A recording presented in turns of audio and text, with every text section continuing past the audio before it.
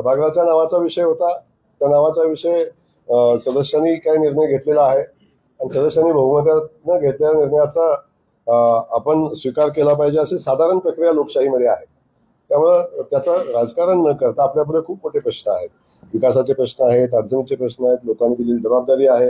या सगळ्या विषयावर आपण सगळ्यांनी मिळून काम केलं पाहिजे. त्यामुळे त्याच्या वादळ काही येणार नाही. आणि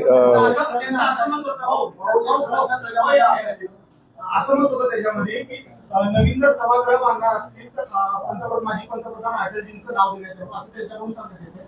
मात्र दुसरीकडे धैर्यशील मोहिते पाटील विरोधात आहे. रणजितदादा पक्षाची जवळीक नाही आहे. यामुळं कुठेतरी शंकरराव मोहिते पाटलांनी जिल्ह्याचा नेतृत्व अधिकारी केले, त्यांचं नाव पुसण्याचा हा प्रयत्न होता. मला एक आपल्याला समजत नाही आहे, शंकरराव मोहिते पाटलांचं कसं नाव पुसलं जाईल? मोहित्यांचं नाव कसं? पाक गल्लीला, रस्त्याला, बोळाला, कुठल्या ह्याला नाव नाही. एवढी सगळ्या ठिकाणी नाव असल्यावर सगळ्या ठिकाणी नावाचं कंपल्शन कशासाठी पाहिजे?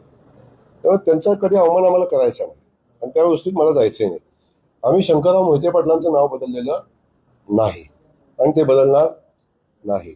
आम्ही शिवरत्न हे नाव बदललेलं आहे.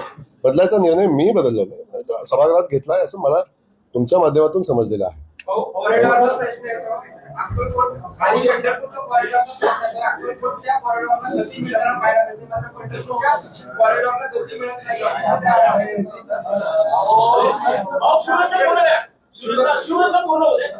झालं ना पूर्ण?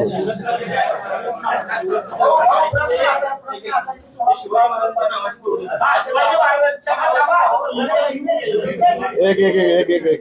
हा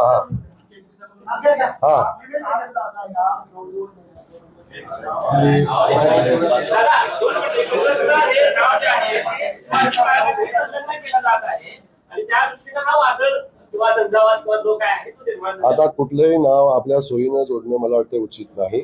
छत्रपती शिवाजी महाराजांचा आम्ही सन्मान करतो.